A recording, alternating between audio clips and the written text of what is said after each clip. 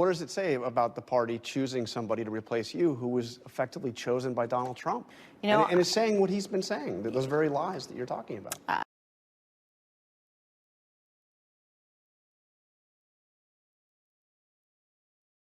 I think it's dangerous. I think that we have to recognize how quickly things can unravel. We have to recognize what it means for the nation to have a former president who has not conceded and who continues to suggest that our electoral system cannot function, cannot do the will of the people. To cause that kind of questioning about our process, frankly, it's the same kinds of things that the Chinese Communist Party says about democracy, that it's a failed system, that America's a failed nation. I won't be part of that, and I think it's very important for Republicans who won't be part of that to stand up and speak out. When you say dangerous, dangerous how? Are you suggesting that January 6th could happen again, or maybe something worse?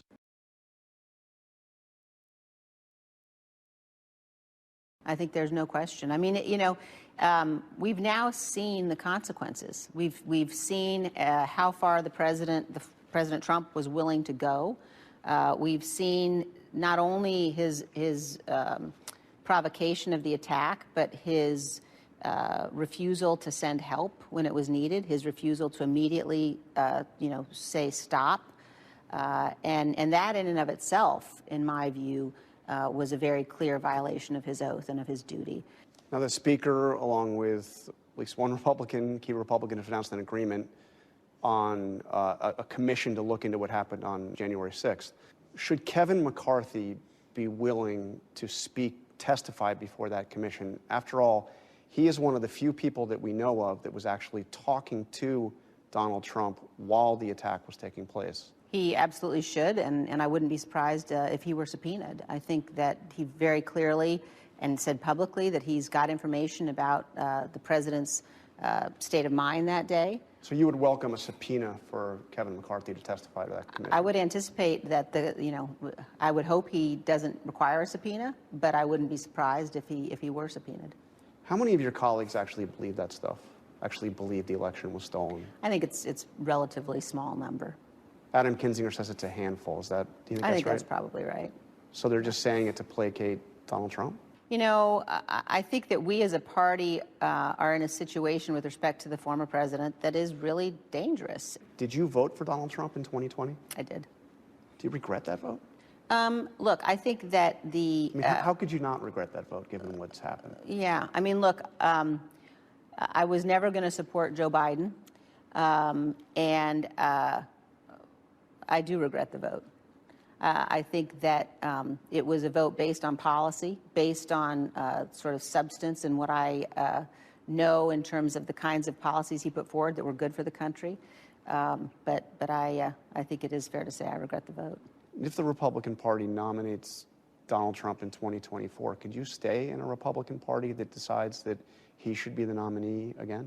I will do everything that I can to make sure he's not the nominee. And everything necessary to make sure that he never gets anywhere close to the Oval Office again. But would you remain in the party if he were the nominee? I will not support him, and will do everything I can to make sure that doesn't happen. How concerned should Republicans be about the fact that you've lost the popular vote in 5 of the last 6 presidential elections? Very concerned.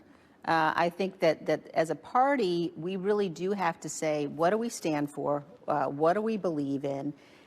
And we also have to stop, and look, I think the Democrats need to stop doing this too. We have to stop incentivizing unserious behavior among our elected officials. We have to stop incentivizing vitriol. We have to stop incentivizing people to show up here and think, the goal is to be a social media star. Congresswoman Virginia Fox, talking about you, said, she who thinks she leads but has no followers is only taking a walk. Liz, I am afraid you are only a woman taking a walk.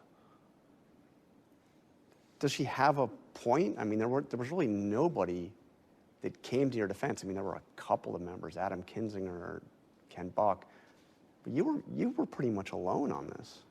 Well, I think that it is very important to stand up for what's right. I know that there are many members who have expressed concern about their own security, And I think that's an important point to think about as well, that we now live in a country where members' votes are affected because they're worried about their security. They're worried about threats on their lives.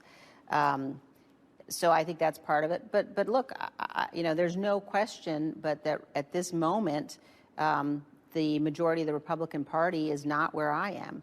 But it's my responsibility as an elected official, it's my responsibility as a leader to lead and to tell the truth. I've seen other Republicans over the past 4.5 years who stood up to Donald Trump.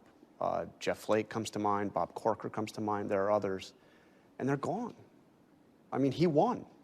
They came out, they made the statement, they stood up to him, and they were effectively run out of Republican politics. Why will it be any different with you? One thing that makes it different is January 6th. Mm-hmm. This isn't about policy. It's not about whether you like his tweets or you don't like his tweets. It's about the attack on the Capitol and fundamental attack and continued, and that's important, continued assault on the foundations of the Republic. Once January 6th happened, that's the end. And that has been, I think, the most disappointing thing to me, that more of my colleagues have not been willing to stand up and say that can never happen again. Well, in fact, what we heard this week is we saw members of the Republican Party in the House basically deny it happened. We saw one Republican congressman say that the protesters were orderly. Another one said they saw no evidence that Trump supporters were actually among the rioters. I mean, what does it say that some are able to erase the memory of what happened on January 6th? It's indefensible. I will never forget seeing the law enforcement officers, the members of the SWAT team, the rapid response forces, seeing them in their exhaustion. And they'd been through hand-to-hand combat, and people died.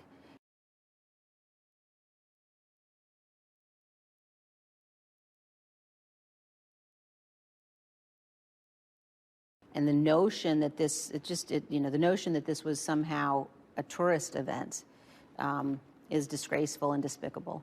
And I won't be part of whitewashing what happened on January 6th. Nobody should be part of it, and people ought to be held accountable. What was your experience on that day during the riot? Did you feel like you were in danger? One thing I will never forget, I was on the aisle, and I looked across the aisle. Jamie Raskin was sitting on the other side of the aisle, and you could hear the mob coming, and he looked at me and he showed me his phone, and he said, "Liz, there's a Confederate flag flying in the rotunda," and that moment of this cannot be happening in the United States of America. Jim Jordan, talking about a possible Trump 2024 run, said there's no way he is losing. He's going to win the Republican primary, and he's going to be president if he decides to run. Now, based on today's facts, he's right, isn't he, about the primary part, at least? I mean, there's not even a close second out there, is there? I think Jim's wrong. It's not the first time Jim has been wrong, and I'm sure it won't be the last time, but he is wrong. And I think there are millions and millions of Republicans who won't let that happen again. What will it take for you to run for president? I am right now focused on my reelection in Wyoming. Of course you are, and you very much need to be. But, That's right. But what would it take for you to run for president? Look, as I said, I heard you on the radio in New Hampshire today, so it's not too far out of your mind. Look, I think it's really important that we, as Republicans, be in a position where we can present to our voters, to my voters in Wyoming, and to our voters across the country, a set of issues and policies that reflect conservative principles, but also hope and opportunity and inspiration. Would your father like to see you run? Well, yeah, but he's my dad, so.